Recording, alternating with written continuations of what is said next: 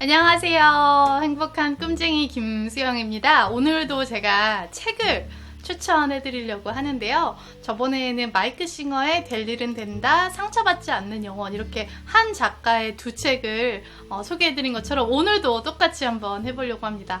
오늘 소개할 책은 바로 짜잔! 미래에서 온 편지, 그리고 서울, 뉴욕, 킬리만자로, 그리고 서울 이라는 책인데요. 이 저자는 현경 교수님, 이분이시죠. 뉴욕 유니온 신학대학의 아시아계 여성 최초의 종신 교수님이시고요. 또 한편으로 여성, 평화, 그리고 환경운동가이기도 하고, 또 살리미스트라는 개념을 만들어내신 분이기도 해요. 우리가 신학자라고 생각하면 떠오르는 이미지가 있는데 그 이미지는 완전히 버리셔도 됩니다. 그래서 이분은 신학뿐만 아니라 불교, 이슬람, 그리고 샤머니즘부터 시작해서 종교를 초월해서 정말 우리 안에 영성을 탐구하시고 많은 분들의 영성을 깨우쳐 주시는 분인데요. 저는 이분을 여신교의 교주라고 부르고 싶습니다. 이분을 제가 어떻게 알게 됐냐면, 제가 2011년에 중동을 한참 여행하고 있을 때 이분이 그 전 세계 무슬림 국가를 여행하면서 쓴 책,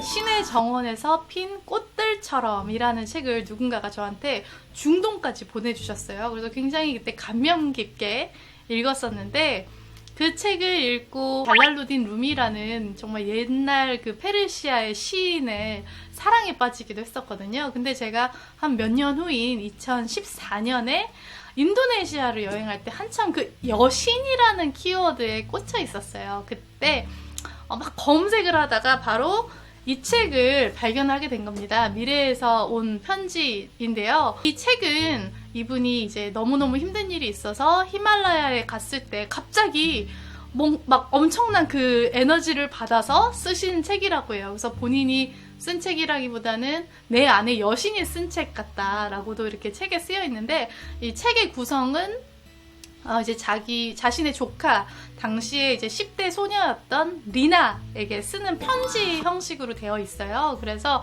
리나야, 너는 이런 여신이 되어라. 어떻게 하면 여신이 될 수 있을까? 해서 10가지 지침을 내려주시는데, 정말 본인이 쓴 게 아니라 내 안에 그녀가 썼다라는 말이 이해가 될 정도로 책이 굉장히 에너지가 많습니다.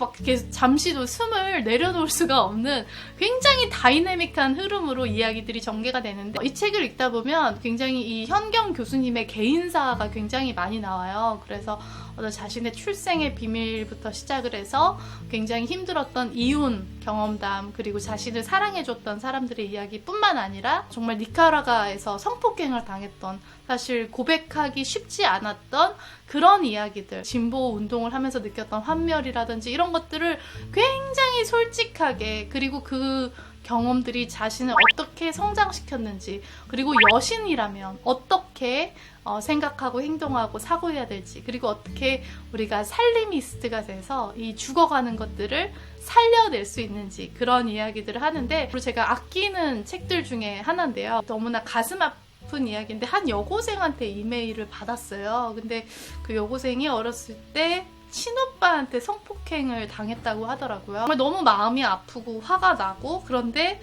이 친구한테 어떤 조언을 해줘야 될까?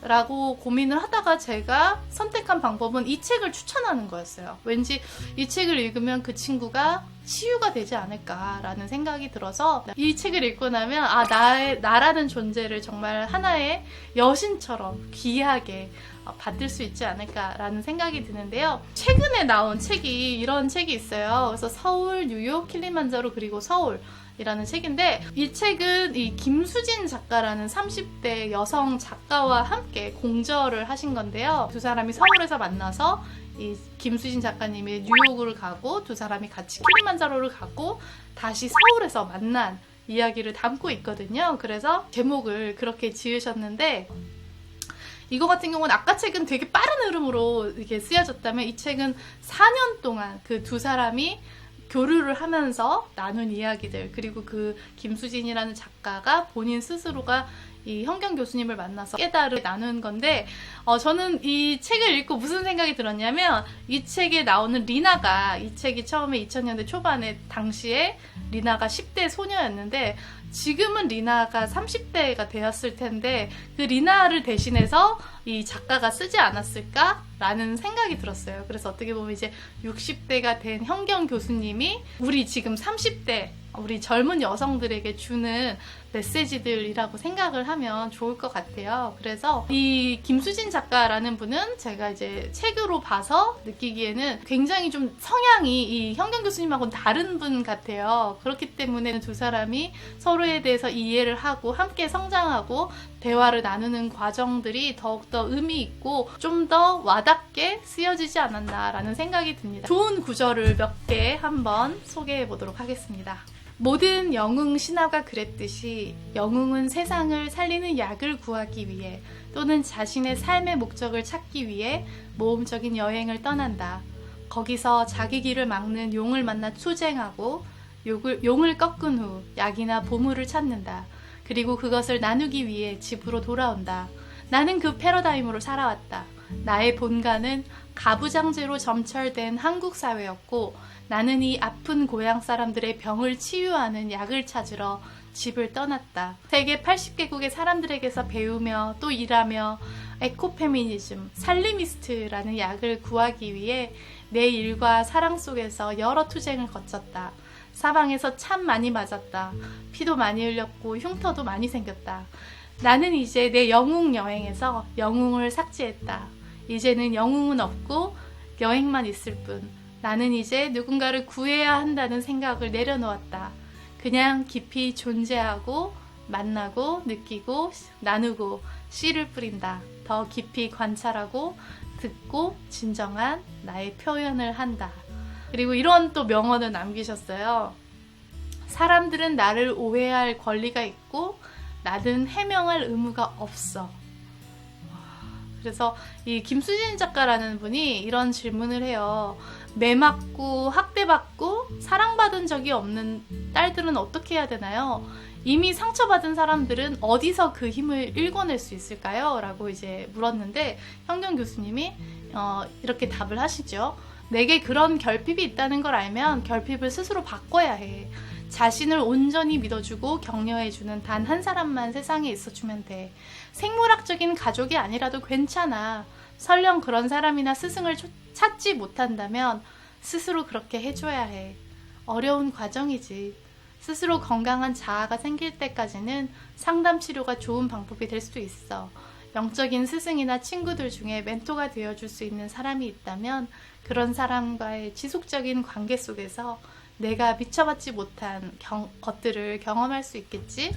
그리고 이제 내적 평화를 유지하는 방법에 대해서는 매일 아침에 일어나서 108배를 하시고 만트라를 읊으면서 걷기 명상을 하신다고도 해요. 그래서 이 중간에 어떤 내용이 나오냐면 그 검은 거울이라고 이제 김수진 작가님이 현경 교수님을 검은 거울이라고 불러요. 검을현 겨울경 그 이름을 따서 자꾸 교수님 그러면 왠지 그 뭐라 그러지 그 인간관계 좀 이렇게 상하관계가 생기니까 검은 거울이라고 부르는데 그녀는 아름다움에 귀의한 사람 같았다라고 얘기를 하시면서 현경 그 검은 거울이 오늘이 내 생일인 것처럼 결혼식인 것처럼 장례식인 것처럼 최선을 다해 예뻤다라고 표현을 하세요. 그리고 굉장히 이제 흥미로운 분인데 이분은 어떤 사랑, 그런 섹스에 대해서도 많은 이야기를 하시는데요. 이렇게 얘기를 하십니다. 코란에서는 남녀가 서로를 위해 잘 씻고 좋은 향이 나게 하고 예쁘게 보이는 게 종교적 의무라고 해. 여자뿐만 아니라 남자도 몸과 마음과 잠자리를 정갈하게 꾸미고 여자한테 자신을 바치라고 알라가 말씀하셨지. 이런 섹스는 또 굉장한 치유의 여행이기도 해.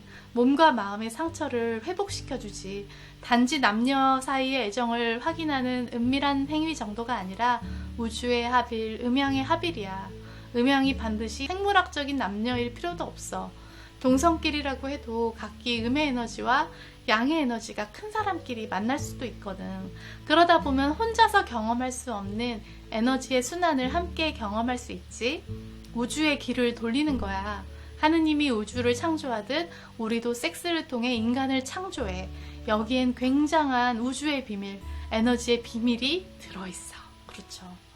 그리고 또 이제 용서에 관한 이야기가 있는데요. 이분이 이렇게 얘기를 합니다. 하지만 가장 높은 수준의 용서는 사실 아무것도 용서할 게 없다는 암까지 나아가는 거야. 누군가가 무지하고 탐욕스럽다면 그는 무지와 탐욕으로 자신의 업보를 짓고 있는 거겠지. 어째서 그런 거냐고 따지는 건 내 시간과 정력을 낭비하는 것밖에 안 돼. 그 시간에 자기 자신에게 오로지 집중해보는 거야.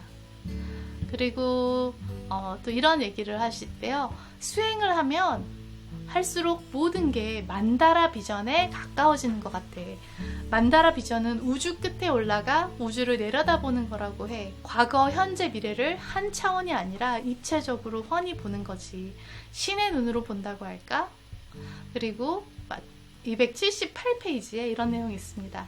어떻게 살든 우리는 모두 다 결국 생로병사로 비슷한 인생을 살다가 다만 이 삶을 떠나는 순간에 남는 것은 정말 원하는 삶을 살았는가, 내게 오는 모든 인연들에 친절했는가, 결국엔 사랑했는가, 그뿐인 것 같아. 제가 찾고 있는 많은 질문들에 대한 답이 이 안에서 다 해결이 된 것 같아요. 저 같은 경우는. 그리고 개인적으로 제가 이제 현경 교수님을 만나는 영광을 또 누리게 돼서 저희 집으로 교수님을 초대했는데 정말 여시인이 우리 집에 오는 것처럼 마음이 너무 설레서 최선을 다해서 예쁘게 테이블을 꾸미고 만다라 스타일로 음식을 준비하고 이렇게 누군가를 위해서 최선을 다해서 이토록 준비를 한 게 최근에 있었나 싶었을 정도로 하면서도 제 스스로가 기분이 굉장히 좋았어요. 나 자신한테도 뭔가 최선의 예를 다하고 있다 그런 생각이 들었는데, 그래서 정말 이렇게 매일매일 오늘이 생일인 것처럼 장례식인 것처럼 살아가는 인생은 정말 값진 인생이겠죠. 정말 귀한 대화들을 많이 나눴었는데 그때 가장 많이 언급하신 단어가 surrender, 받아들여라, 내어 맡겨라 였었거든요. 그러면서 우주는 너에게 롤스로이스를 주려고 하는데 왜 너는 마티즈를 갖게 해달라고 기도를 하느냐라는 어떤 유명한 랍비의 말을 인용을 하셨어요. 두 권 다 굉장히 추천하는 책인데요. 미래에서 온 편지는 좀 더 우리 10대, 20대, 30대도 좋습니다.